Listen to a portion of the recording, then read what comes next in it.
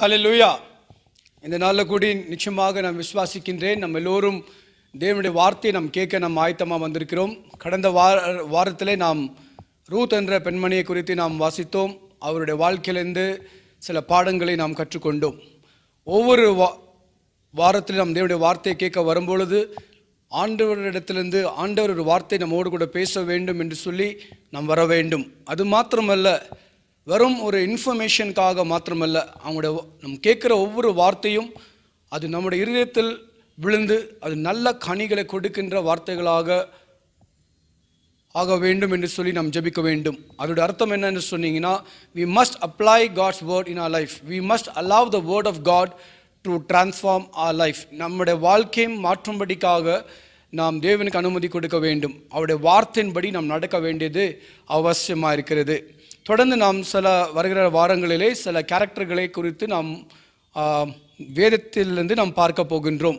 இன்றைக்கு நான் சூஸ் பண்ணியிருக்கிற கேரக்டர் வந்துட்டு ஹேனாவை குறித்து இன்றைக்கு நாம் தேவனுடைய வார்த்தையிலேருந்து நாம் படிக்க போகின்றோம். நீங்கள் கேட்க போகிற ஒவ்வொரு செய்திகள், அநேக செய்திகள் வந்துட்டு உங்களுக்கு புதிதாக கிடையாது. இதை குறித்து நீங்கள் அநேக டைம்கள் நீங்கள் வேதத்திலிருந்து நீங்கள் செய்திகளை கேட்டிருக்கிறீங்க. ஸோ ஒவ்வொரு டைம் நம்ம இதை குறித்து நாம் கேட்கும் பொழுது ஒரு காரியத்தை நீங்களும் நானும் மறக்கவே கூடாது. Every time we hear the word of God, we should always remember one thing. These are all reminders which should help us to once again focus on God and walk in His ways. அவருடைய வழிகளிலே நாம் நடக்கும்படியாக கர்த்தருடைய வார்த்தை நமக்கு உதவி செய்ய வேண்டும். Amen. Hallelujah. Every time you come to hear God's word, come with a open heart, come with a heart of receiving, come with a heart of learning. ஆண்டவரே, என்னோடு கூட பேசுங்க. இன்றைக்கி நீங்கள் என்ன எனக்கு கற்றுக் கொடுக்குறீங்க, அது என்னுடைய வாழ்க்கையில் நான் அபியாசப்படுத்த எனக்கு உதவி செய்யுங்க என்று சொல்லி என்ற ஒரு மனப்பான்மையோடு கூட, ஒரு ஆட்டிடியூடோடு கூட, ஒரு ஃப்ரேம் ஆஃப் மைண்டோடு கூட நாம் வர வேண்டும். ஆண்டவரே, இதே இந்த வார்த்தையின்படி, உம்முடைய வார்த்தையின்படி நான் நடக்க வேண்டும். உம்முடைய வார்த்தையின்படி என்னுடைய குடும்பம் நடக்க வேண்டும். என்னுடைய வார்த்தையின்படி என்னுடைய சபையானது நடத்தப்பட வேண்டும் என்று சொல்லி நாம் அப்படிப்பட்ட ஒரு வாஞ்சியோடு கூட, ஜபத்தோடு கூட கர்த்தருடைய வார்த்தையை கேட்கும் பொழுது நிச்சயமாக அந்த வார்த்தை நமக்குள்ளே கனி கொடுக்கும். நிச்சயமாக அந்த வார்த்தை நமக்குள்ளே கிரியை செய்யும்.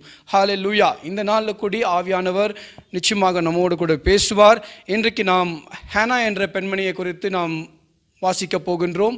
அது மாத்திரமல்ல, அவங்களுடைய வாழ்க்கையிலிருந்தே சில காரியங்களை நாம் கற்றுக்கொள்ள போகிறோம். So the topic is lessons from the life of Hannah.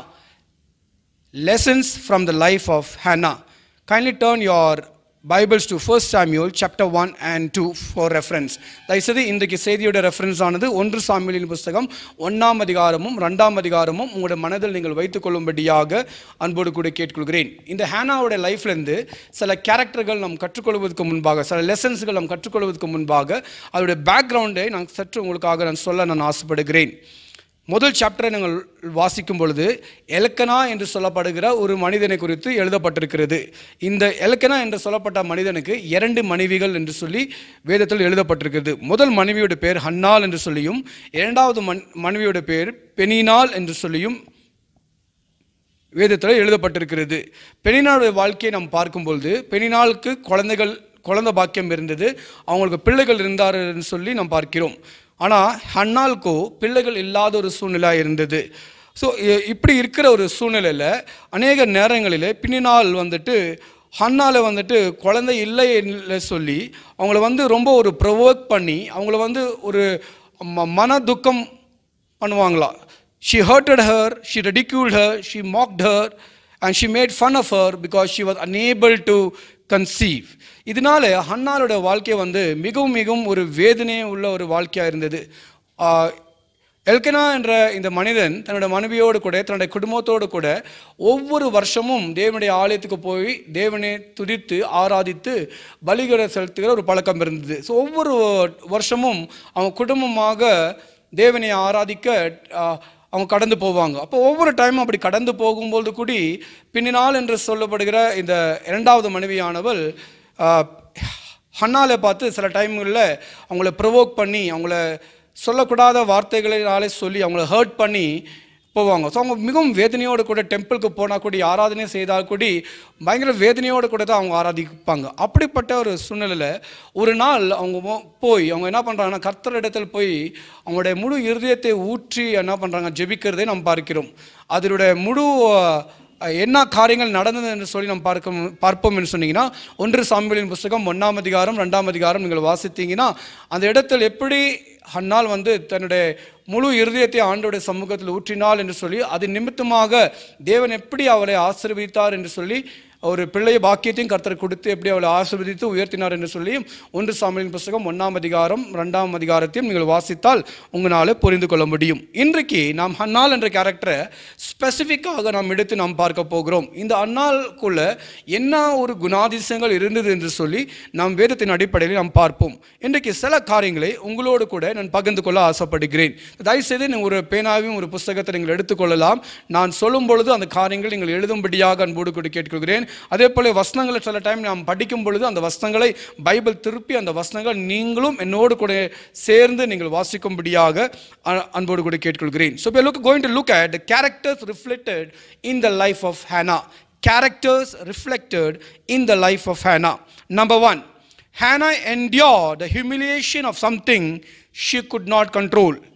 Hannah endured the humiliation of something she could not control.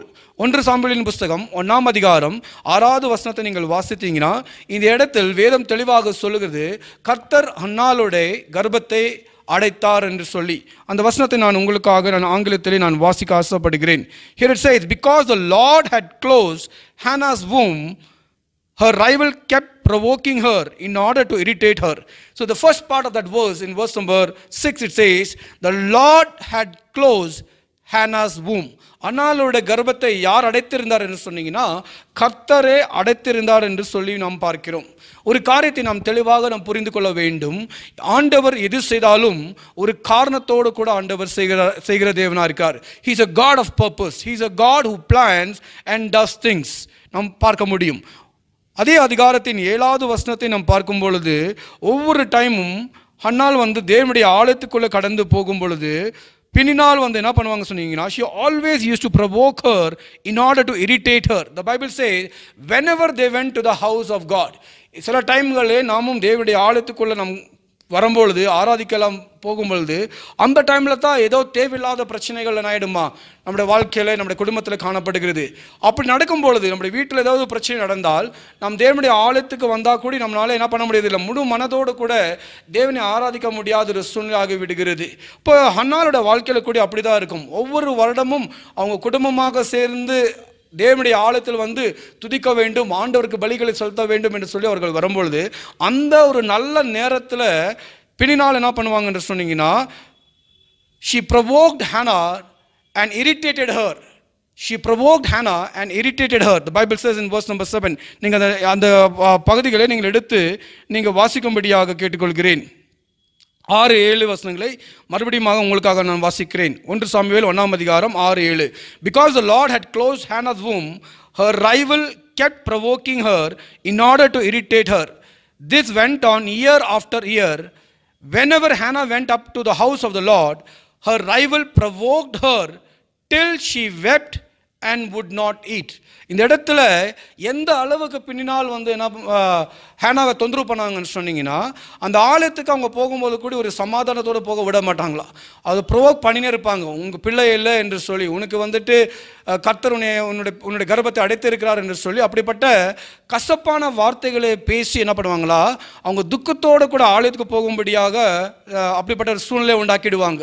அது மாத்திரமல்ல வேதம் இந்த இடத்துல அவங்க வாசித்த வசனம் சொல்லுகிறது she wept bitterly. She would cry and cry and she would not eat food. அவங்க சாப்பிடாமலே என்ன இருப்பாங்களா கர்த்தருடைய ஆலயங்களுக்கு போய் அப்படியே வந்து விடுவார்கள். அப்படிப்பட்ட சூழ்நிலையில் தான் ஒவ்வொரு வருஷமும் இந்த குடும்பமானது கடந்து போனது என்று சொல்லி தெளிவாக நாம் பார்க்க முடியும். Every year Hannah went through this pain.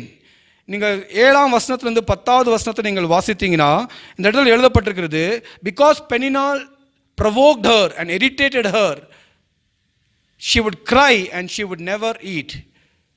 I want you to focus here on the word Hannah cried. இந்த இடத்துல இங்கே பார்த்தீங்கன்னா ஆனால் அழுந்தார் என்று சொல்லி எழுதப்பட்டிருக்கிறது. kindly look at your Bible. தயவுசெய்து உங்கள் பைபிளில் நீங்கள் பார்க்கும்படி கேட்டுக்கொள்கிறேன். 7வது வசனத்தை வாசிங்க. This went on year after year. Whenever Hannah went up to the house of the Lord, her rival provoked her till she wept and would not eat. In my translation, which I am reading, it says, till she wept and would not eat. சில டிரான்ஸ்லேஷன்ல until she cried and would not eat. So she cried, the Bible says. She wept, the Bible says. There's a difference between weeping and complaining. In other words, there's a difference between crying and complaining. The Bible doesn't say that Hannah complained to God about பெனினாள். பெனினாலே குறித்து தேவனுடைய ஆழத்தில் வந்து இப்படியெல்லாம் தொந்தரவு பண்ணுறாங்க என்று சொல்லி complaint பண்ணலங்க. She wept, the Bible says. She cried in the presence of God. நீங்கள் வேதத்தில் நீங்கள் படிக்கும் பொழுது ஒரு காரியத்தை தெளிவாக நீங்கள் பார்க்க முடியும். Throughout scriptures, whenever people have come to the presence of God and have cried before God, have poured their hearts before God, God has always intervened and blessings have always followed. Hallelujah. எப்பெல்லாம் ஜனங்கள் தேவனுடைய ஆலயத்தில் தேவனுடைய பிரசன்னத்தில் வந்து தங்களுடைய இருதயத்தை ஊற்றி தேவனிடத்தில் அவர்கள் தங்களுடைய இருதயத்தை ஊற்றிருக்கிறார்களோ அந்த இடங்களெல்லாம் தேவன் இடைப்பட்டு இருக்கிறார். அந்த இடத்துலெல்லாம் தேவனுடைய பிரசன்னம் இறங்கி வந்திருக்கிறது. அந்த இடத்துலெல்லாம் தேவனுடைய வார்த்தை வந்திருக்கிறது. அது மாத்திரமல்ல, அவங்களுடைய ஜெபங்கள் கேட்கப்பட்டிருக்கிறது. அவர்கள் அற்புதங்களை பெற்றுக்கொண்டிருக்கிறார்கள் என்று சொல்லி தெளிவாக வேதத்தில் நாம் பார்க்கிறோம்.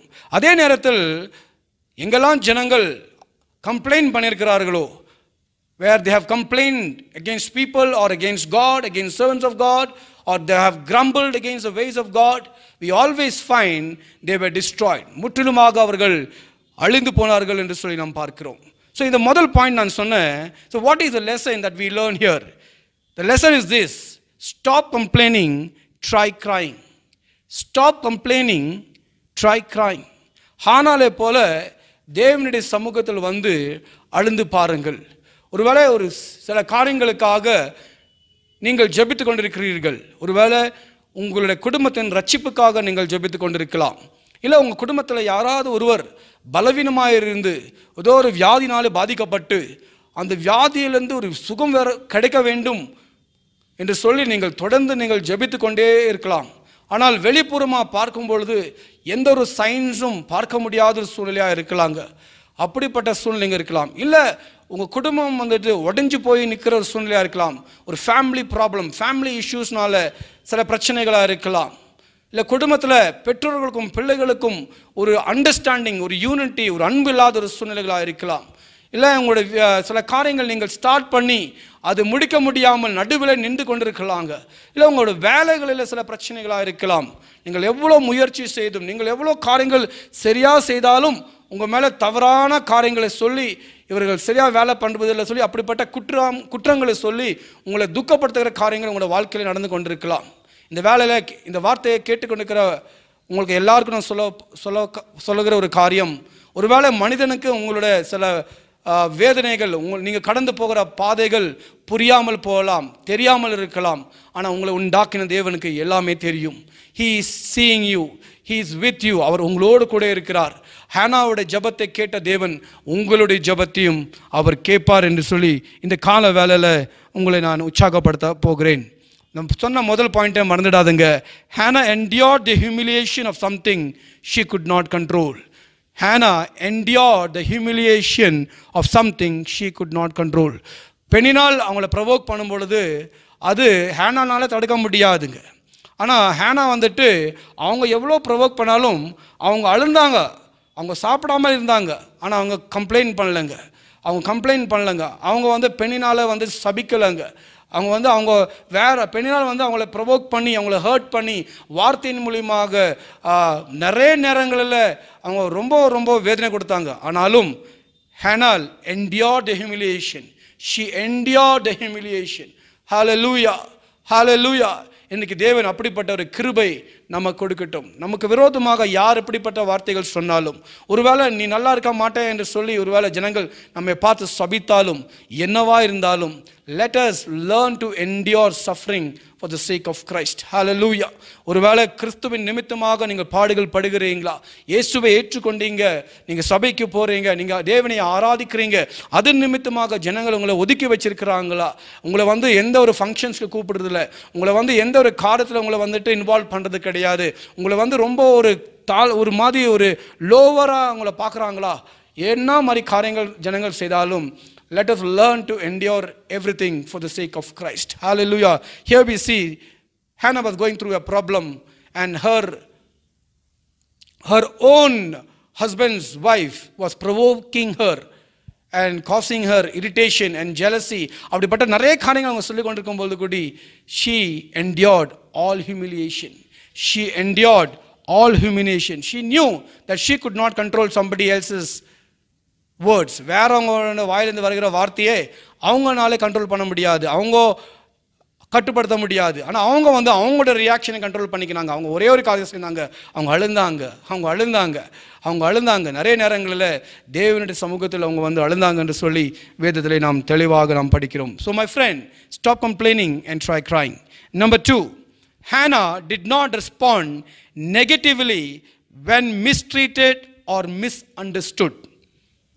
Hannah did not respond negatively when mistreated or misunderstood. நீங்கள் 1 சாமுவேலின் புத்தகம் 1ஆம் அதிகாரம் 12-17 வசனத்தை நீங்கள் வாசித்தீங்கன்னா, இந்த இடத்தில் குடும்பமாக எல்கனா ரெண்டு மனைவியோடு கூட சேர்ந்து, முழு குடும்பத்தோடு கூட சேர்ந்து ஆலயத்துக்கு போய் தேவனை ஆராதிக்க போனாங்க. அப்போ அந்த ஆலயத்தில் போகும்பொழுது அந்த இடத்துல ஹேனா என்ன பண்ணாங்கன்னா, தேவனை நோக்கி தங்களுடைய இருதயத்தை முழுமையாக ஊற்றினாங்க. she poured out her heart to God. நீங்கள் முழு அந்த வசனங்களை நீங்கள் வாசித்தால் ஹேனா எப்படி தன்னுடைய இருதயத்தை ஊற்றினாங்கன்னு சொன்னீங்கன்னா, ஹேனோட உதடுகள், அவருடைய லிப்ஸ்கள் மூவ் ஆகினே இருந்துச்சுங்களா, ஆனால் வார்த்தைகள் வெளியே வரவில்லை.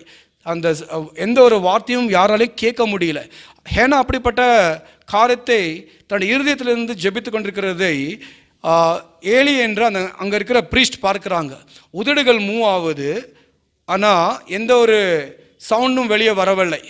ஏலி யோசிக்கிறாருங்க. ஏலி யார் என்று சொன்னீங்கன்னா, he is the priest of the temple. அந்த இருக்கிற டெம்பிளுக்கு அவர் பிரீஸ்டாக இருக்கிறாருங்க. அவர் இந்த பெண்மணியை பார்க்கும் பொழுது உதடுகள் மூவ் ஆயினே இருக்குதுங்க, ஆனால் எந்த ஒரு சவுண்டும் வெளியே வரவில்லை. அப்போ ஏலி யோசிக்கிறாருங்க, ஒருவேளை இந்த பெண்மணியானவள் ஒருவேளை குடிச்சு வந்திருக்கிறாங்களா, வெறுத்து வந்திருக்கிறார்களா என்று சொல்லி அவங்க அவங்கள மிஸ் அண்டர்ஸ்டாண்ட் பண்ணுறாங்க. ஸோ அந்த இடத்துல அவள் தன்னுடைய இருதயத்தை, ஹேனால் தன்னுடைய இருதயத்தை ஆண்டடுக்கு முன்பாக ஊற்றிக்கொண்டே இருக்கிறாங்க. ஏலி அது பார்க்கும்போது he misunderstands her, thinking that she is drunk, and then he talks to her and says, kindly we'll read this verse. இந்த வசனத்தை நம்ம வாசிக்கலாங்க. 13th verse, 13ஆம் வசனத்தை நம்ம 13, 14ஆம் வசனத்தை 15ஆம் வசனத்தை நம்ம வாசிக்கலாங்க. Hannah was praying in her heart, her lips were moving, but her voice was not heard. Eli thought she was drunk and said to her, how long are you going to stay drunk? Put away your wine. Not so, my lord, Hannah replied. I am a woman who is deeply troubled. I have not been drinking wine or beer. I was pouring out my soul to the Lord. Hallelujah. Hallelujah. இந்த இடத்துல Eli ஹேனாவை பார்க்கும்போது யோசிக்கிறாங்க, ஒருவேளை இவங்க குடிச்சு வந்திருக்கிறாங்களா, இங்க வெறுத்து வந்திருக்கிறாங்களே நினைக்கிறாங்க. He is not able to know that she is praying from her heart, that she is praying or she is pouring out her pain to God from her heart. அது ஏலினாலே புரிந்து கொள்ள முடிவதில்லை. He misunderstands her. ஆனால் இந்த இடத்துல ஹேனாவோட நீங்கள் ரிப்ளையை நீங்கள் கொஞ்சம் கவனித்து பார்க்க வேண்டும். ஏலி ஹேனா கிட்ட பேசும்போது சொல்கிறாங்க, how long are you going to stay drunk? Put away your wine. ஒருவேளை நம்ம கொஞ்சம் அந்த ஒரு காரியத்தை கொஞ்சம் யோசித்து பாருங்க.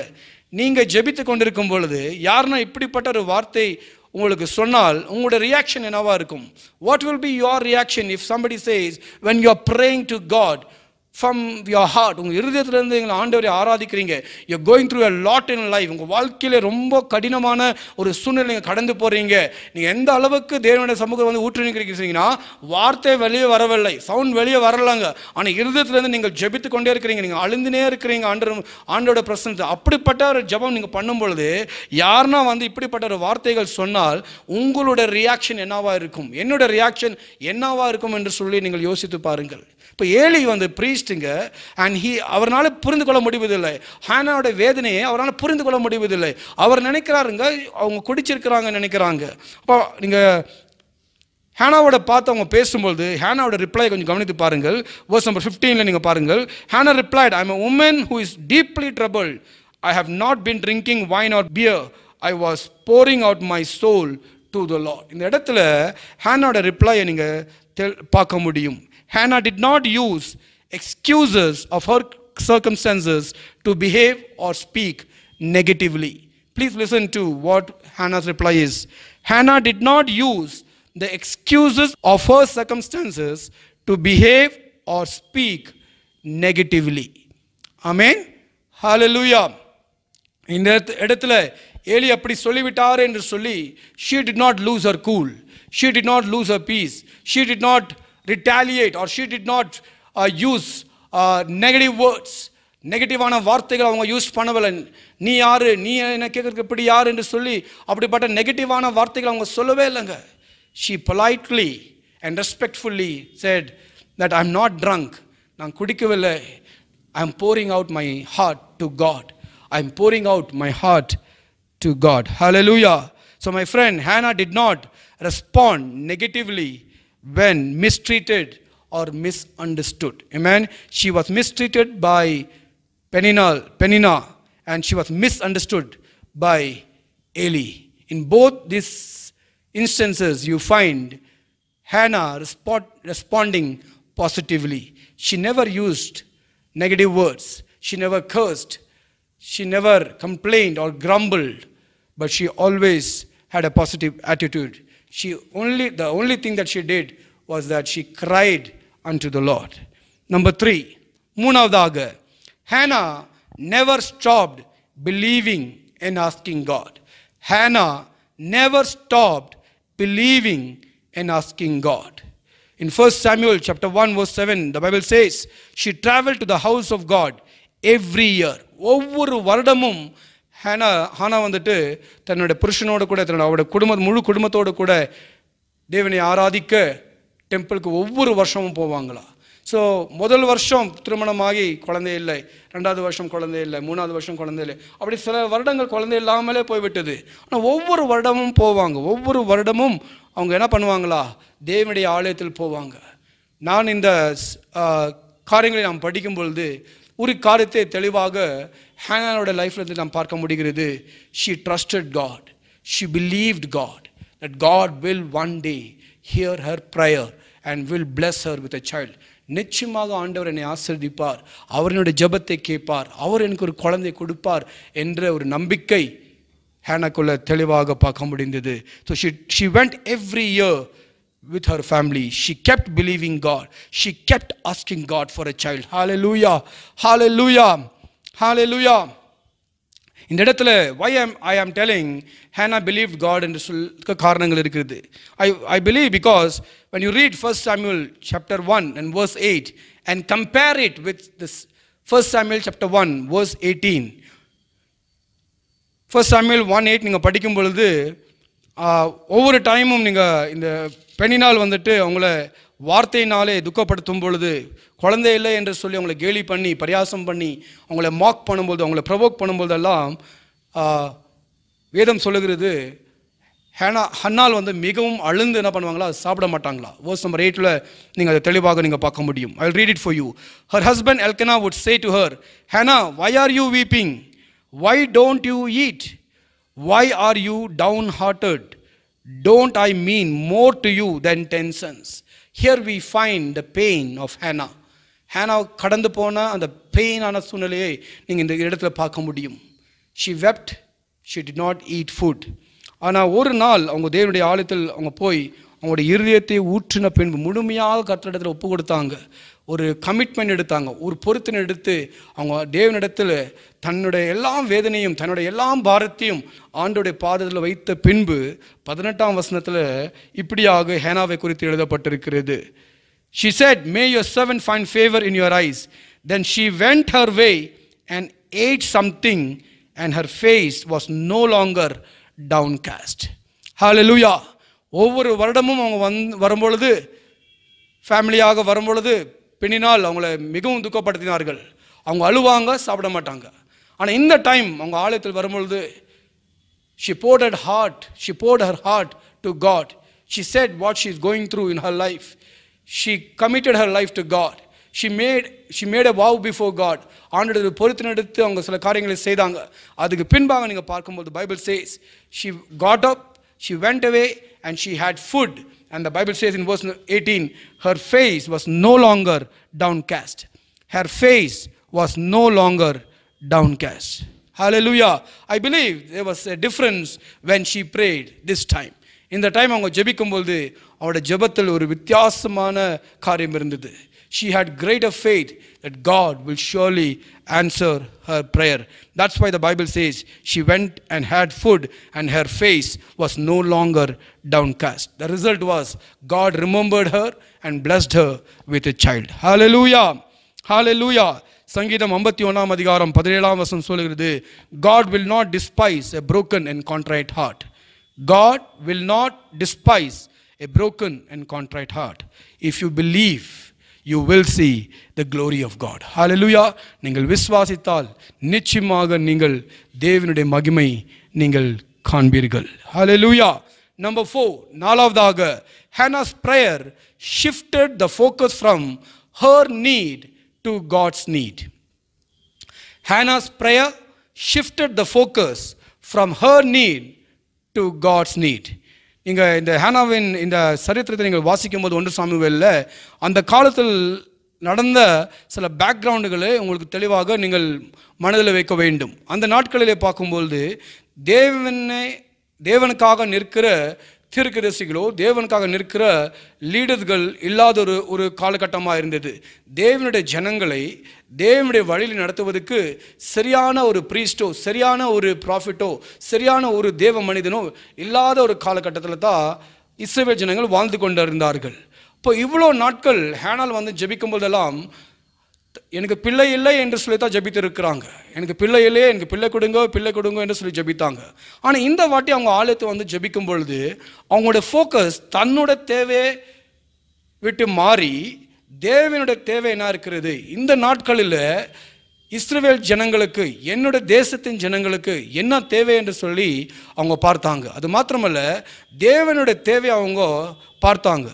அதனால தான் அவங்க ஒரு பொறுத்தினை எடுக்கிறாங்க. ஆண்டவரே, எனக்கு ஒரு ஆண் பிள்ளையை கொடுத்தால் அந்த ஆண் பிள்ளையை நான் என்ன பண்ணுறேன், உமக்கு கொடுக்கிறேன். She was telling God, Lord, you bless me with a child and I will return that child back to you. Hallelujah. In other words, I want to imagine this scenario. இந்த காரியத்தை கொஞ்சம் சற்று நாம் யோசித்து பார்ப்போம்.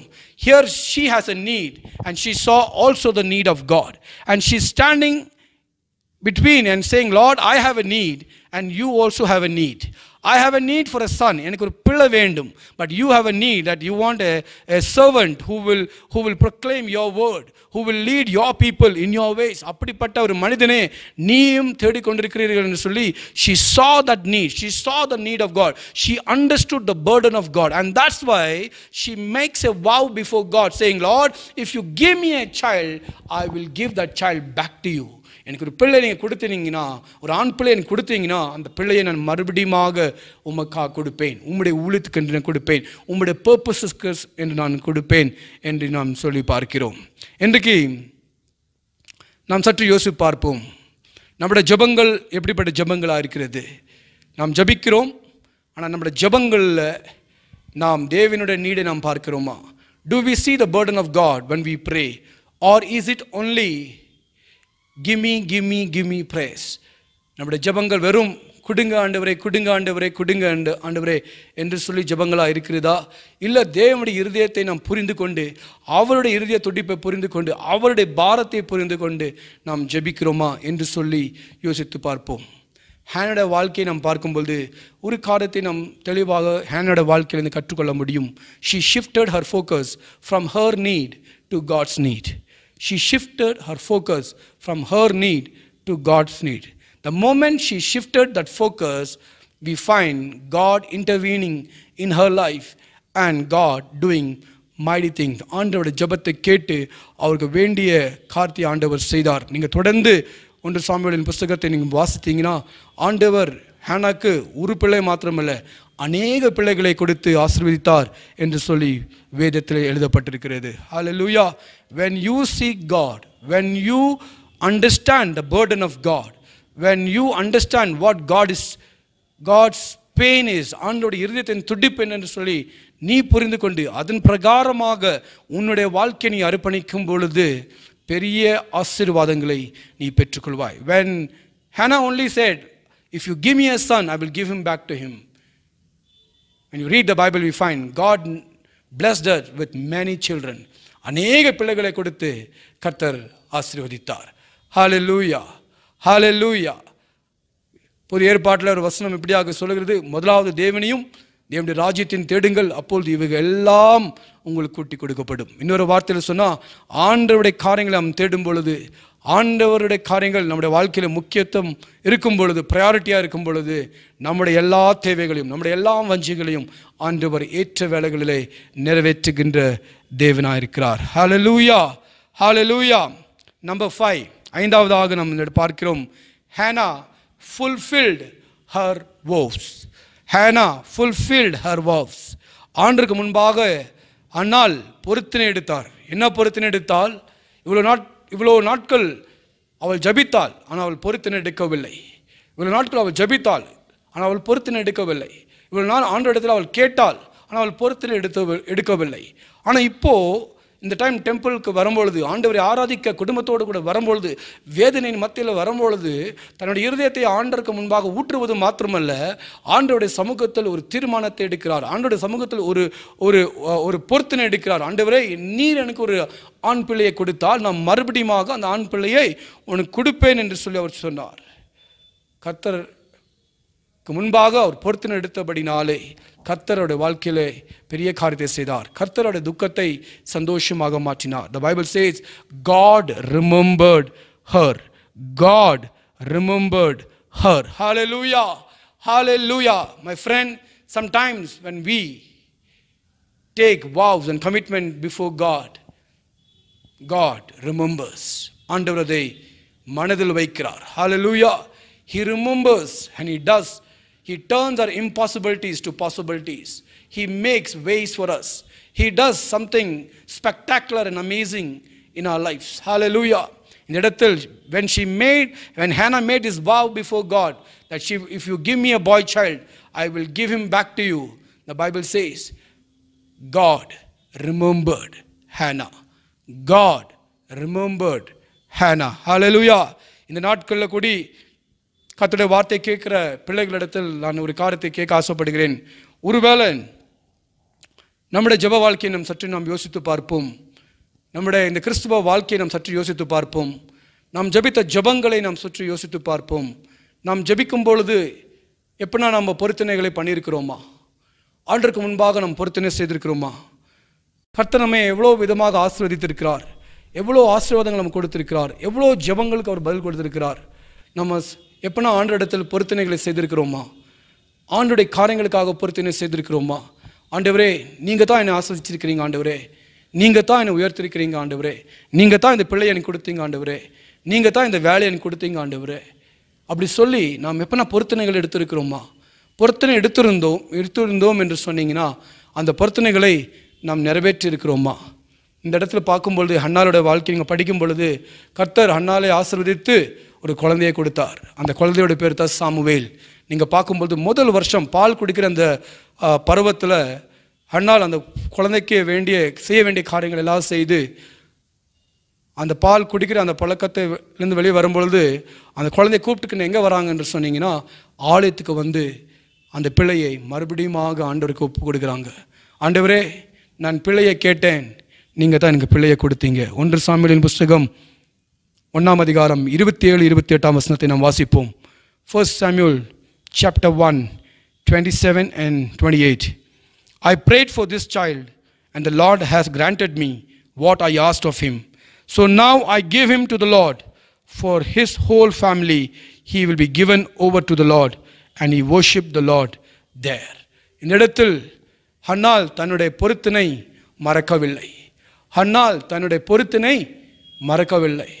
அவள் சொல்லவில்லை, ஆண்டவரே இவ்வளோ வருஷம் எனக்கு குழந்தை இருக்கவில்லை, இவ்வளோ வருஷத்துக்கு அப்புறமா நீங்கள் ஒரு குழந்தைய இப்போ கொடுத்துருக்கிறீங்க, நான் ஒப்புக்கொள்கிறேன், நீங்கள் தான் குழந்தைய கொடுத்துருக்கிறீங்க.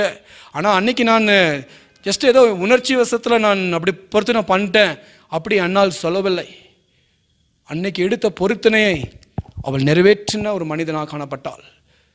ஆண்டிடத்தில் அவள் பொருத்தனை எடுத்தாள். எனக்கு ஒரு ஆண் பிள்ளை கொடுத்தீங்கன்னா நான் திருப்பி உமக்காகவே கொடுத்துடுவேன், உங்களுடைய ஊழியத்துக்கென்று கொடுப்பேன், உங்களுடைய நீடுக்கென்று நான் கொடுப்பேன் என்று சொன்னாங்க. ஒரு வருஷம் ஆன உடனே சாமுவேலை கூப்பிட்டு டெம்பிளுக்குள்ளே வந்து ஆண்டு இடத்துல ஒப்பு கொடுத்து என்ன பண்ணுறாங்களா கடந்து போகிறதை நாம் பார்க்கிறோம். இந்த காரியத்தை கொஞ்சம் இமேஜின் பண்ணி பாருங்கள். நம்மளோட வாழ்க்கையில் எப்போனா இப்படிப்பட்ட காரியம் நம்மளை செய்ய முடியுமா? ஒரு வருஷம், எவ்வளோ வருஷம் குழந்தை இல்லை, ஒரு பெரிய ஒரு சந்தோஷம். கர்த்தர் அந்த பாக்கியத்தை கொடுத்திருக்கிறார். ஆண்டவரே இன்னும் கொஞ்சம் வருஷம் வச்சிருக்கிற ஆண்டவரே, கொஞ்சம் இன்னும் பெருசாகட்டும், 10 வருஷம் ஆகட்டும், 15 வருஷம் ஆகட்டும், வாலிபன் ஆகட்டும், கல்யாணம் ஆகிட்டோம் அப்புறமா கொடுத்துட்றேன் அப்படி சொல்லலைங்க.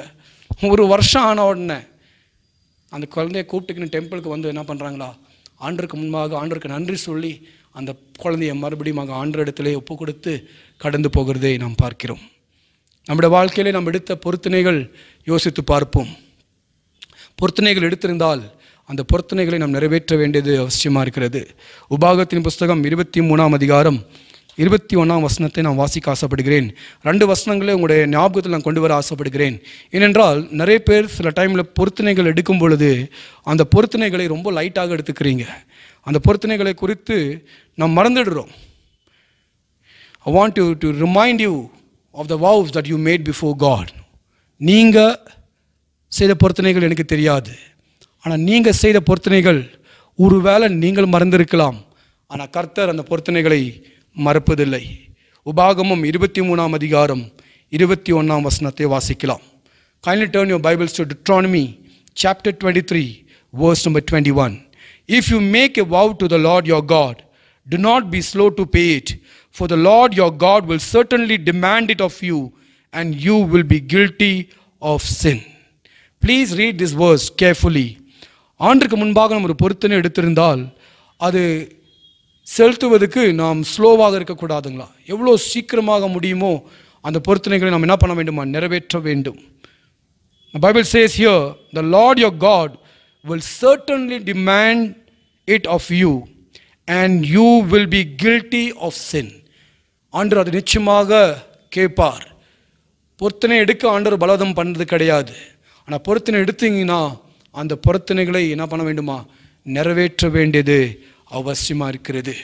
இன்னொரு வசனத்தை உங்களுடைய ஞாபகத்தில் நான் கொண்டு வர விரும்புகிறேன். பிரசங்கியின் புஸ்தகம் 5ஆம் அதிகாரம் 4வது வசனம். பிரசங்கியின் புஸ்தகம் 5ஆம் அதிகாரம் 4வது வசனம். When you make a vow to God, do not delay to fulfill it. He has no pleasures in fools. Fulfill your vow. I'll read it one more time. When you make a vow to God, do not delay to fulfill it. He has no pleasure in fools. Fulfill your vow. Verse number 5 says, it is better not to make a vow than to make one and not fulfill it. Please continue to read in verse 6. Do not let your mouth lead you into sin, and do not protest to the temple messenger, my vow was a mistake. Why should God be angry at what you say and destroy the work of your hands? Please take time to read all these verses. இந்த வசனங்கள் எல்லாம் நீங்கள் வாசிக்கும்படியாக கேட்டுக்கொள்கிறேன். கர்த்தர் பொருத்தனைகளை மறப்பதில்லை. நாம் ஆண்டெடுத்துக்கிற பொருத்தனைகளை நாம் நிறைவேற்றுகிற ஜனங்களாக இருக்க வேண்டும். ஆனால் கர்த்தருக்கு முன்பாக எடுத்த பொருத்தனையை அவள் நிறைவேற்றினாள். கர்த்தர் அவரை ஆசீர்வதித்து மாத்திரமல்ல, கர்த்தர் அநேக பிள்ளைகளை கொடுத்து ஹன்னாலை ஆசீர்வதித்தார் என்று சொல்லி நாம் பார்க்கிறோம். ஹல்லேலூயா. இன்றைக்கு ஹன்னாளுடைய வாழ்க்கையிலிருந்து 5 காரியங்களை நாம் பார்த்தோம். மறுபடியும் உங்களுக்காக நான் சொல்ல ஆசைப்படுகிறேன். Number 1, Hannah endured the humiliation of something she could not control. Number 2, Hannah did not respond negatively when mistreated or misunderstood. Number 3, Hannah never stopped believing and asking God. Number 4, Hannah's prayer shifted the focus from her need to God's need. Number 5, Hannah fulfilled her vows to the Lord. May the Lord help us to learn life lessons from the life of Hannah. Hannah என்ற பெண்மணியுடைய வாழ்க்கையிலிருந்து பாசிட்டிவான பாடங்களை கற்றுக்கொள்ளும்படியாக கர்த்தர் நமக்கு உதவி செய்யட்டும். May God bless each one of us and our families. இன்னைக்கு கர்த்தர் நம்மையும் நம்முடைய குடும்பத்தையும் ஆசீர்வதிக்கட்டும். மறுபடியும் ஒரு காரியத்தை சொல்லி உற்சாகப்படுத்தி நான் ஜெபிக்க வாஞ்சிக்கிறேன். ஹேனாவின் தேவன் நம் தேவன். நீங்கள் எப்படிப்பட்ட சூழ்நிலையில் நீங்கள் இருந்தாலும், கண்ணீரிலும் வேதனையிலும் அவமானத்திலும் நிந்தையிலும் யாருக்குமே சொல்ல முடியாத ஒரு கஷ்டத்தில் நீங்கள் இருந்தாலும், உங்களை உண்டாக்கின தேவன் அவர் உங்களை மறக்கவில்லை. He remembers you. பைபிளில் ஒரு வசனம் ஹேனாவை பற்றி சொல்லப்பட்டிருக்குது. God remembered Hannah. And I want to take this time to tell you, God remembers you. God remembers your family. God remembers your children. Hallelujah. கர்த்தர் உங்களை ஆசீர்வதிப்பார். May we be like Hannah, fulfilling all the vows that we made unto the Lord. And may God's blessing be there over your life, over your family, over your work, over your ministry, everything that you do. May God bless you abundantly. கண்களை மூடி தேவனை நோக்கி பார்ப்போமாக. துதிக்கிறோம், சோதரிக்கிறோம். ஆண்டவரே, இந்த வேலைக்காக உமக்கு நன்றி. இந்த நாளில் கூடி ஹேனால் என்ற பெண்மணியுடைய வாழ்க்கையிலிருந்து எங்களுக்கு அநேக லைஃப் லெசன்ஸுகளை நீங்கள் கற்றுக் கொடுத்தீங்க, அதுக்காக ஸ்தோத்திரம். அநேக சத்தியங்களை நீங்கள் கற்றுக் கொடுத்தீங்க, அதுக்காக நன்றி. வெளிப்பாடுகளுக்காக ஸ்தோத்திரம் ராஜா. வார்த்தையை கேட்டு அப்படியே போகிவிடாதபடிக்கு வார்த்தையின்படி நடக்கிற பிள்ளைகளாக எங்களை மாற்றுங்க. ஒவ்வொருவரையும் பேர் பேராக நீ ஆசீர்வதிக்கும்படியாக நான் ஜெபிக்கிறேன். ஹேனாவுடைய ஜெபத்தை கேட்ட தேவன் ஆண்டவரே, உடைஞ்ச உள்ளங்களை ஒரு நாளும் தள்ளாத தேவன், இன்றைக்கும் நீ மாறாதவராக இருக்கிறீர். இந்த நாளில் கூட எத்தனை பேர் ஆண்டவரை உடைஞ்ச உள்ளத்தோடு கூட, கண்ணீரோடு கூட, வேதனையோடு கூட, அவமானத்தின் மத்தியில், நிந்தையின் மத்தியில் ஆண்டவரே எல்லாமே எழுந்து ஆண்டு நிற்கிற சூழ்நிலைகள் இருக்கலாம் ஆண்டவரே. ஆனால் இன்றைக்கு ஆண்டவரே ஹேனாட வாழ்க்கையில் செய்த அற்புதங்களை நீர் ஆண்டவரை எங்களுடைய வாழ்க்கையில் செய்ய முடியுமையா? ஹேனாக்கு ஒரு தேவை இருந்தது, அந்த தேவைகளை நிறைவேற்றி நீர் தேவன் ஆண்டவரே. எங்களுடைய தேவைகளையும் சந்திக்க நீ வல்லவராக இருக்கிறையா, அற்புதங்களை செய்ய நீ வல்லவராக இருக்கிறையா, பெரிய காரியங்களை நீ செய்யும் ஆண்டவரே. அதே போல நாங்களும் உமக்கு முன்பாக எடுக்கிற பொருத்தனைகளை நிறைவேற்றும்படியாகவும் கிருபைகளை செய்யும்படியாக ஜெபிக்கிறோம். சகல துதியும் கனமும் மகிமையும் உமக்கு செலுத்துகிறோம். இயேசுவின் நாமத்தில் ஜெபிக்கிறோம் நல்ல பிதாவே. ஆமென், ஆமென்.